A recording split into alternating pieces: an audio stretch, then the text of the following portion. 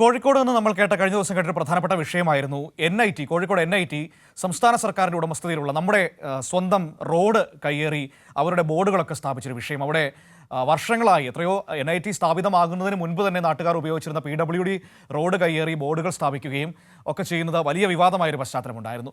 ഇപ്പോൾ ഇതിൽ NITയുടെ ഭാഗത്തുനിന്നൊരു വിശദീകരണം വന്നിരിക്കുകയാണ്. വലിയ പ്രതിഷേധം ഉയർന്നതിനെ തുടർന്നാണ് വിശദീകരണവുമായി NIT രംഗത്തെത്തിയിരിക്കുന്നത്.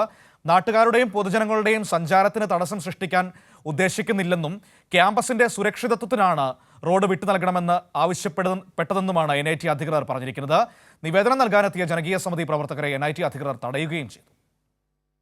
കുന്നമംഗലം അഗസ്ത്യമൊഴി റോഡിന്റെ അവകാശം തങ്ങൾക്കാണെന്ന് കാണിച്ച് സ്ഥാപിച്ച ബോർഡ് വിവാദമായതിനു പിന്നാലെയാണ് വിശദീകരണവുമായി NIT അധികൃതർ രംഗത്ത് വന്നത്. റോഡിന്റെ അറ്റകുറ്റപ്പണി നടത്തുന്നത് KPWD ആണെങ്കിലും ഭൂമിയുടെ ഉടമസ്ഥാവകാശം NITCക്കാണ്.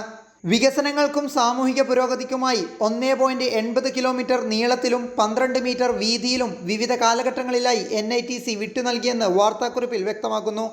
കൂടാതെ പ്രധാന 3 റോഡ് പദ്ധതികൾക്കായി റഫർ ചെയ്ത റോഡിന്റെ കൈമാറ്റം യാഥാർത്ഥ്യമാകുമെന്ന ഉറപ്പിൽ അധികാരികൾ ആവശ്യപ്പെട്ടതനുസരിച്ച് 20 സെന്റ് ഭൂമി NITC വീണ്ടും വിട്ടുകൊടുത്തുവെന്നും കൂടുതൽ സുരക്ഷിതത്തോടെ അടച്ച ക്യാമ്പസാക്കലാണ് ഉദ്ദേശമെന്നും വിശദീകരണക്കുറിപ്പിൽ പറയുന്നു.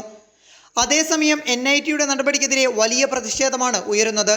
NITക്ക് മുൻപിൽ അനധികൃത ബോർഡ് വെച്ചത് മാറ്റണമെന്ന് കാണിച്ച് നിവേദനം നൽകാനെത്തിയവരെ ഗേറ്റിന് മുൻപിൽ തടഞ്ഞു. ചാത്തമംഗലം പഞ്ചായത്ത് പ്രസിഡന്റിനെയും ജനകീയ സമിതി അംഗങ്ങളെയുമാണ് സെക്യൂരിറ്റി ജീവനക്കാർ തടഞ്ഞത്. കൈരളി ന്യൂസ്, കോഴിക്കോട്.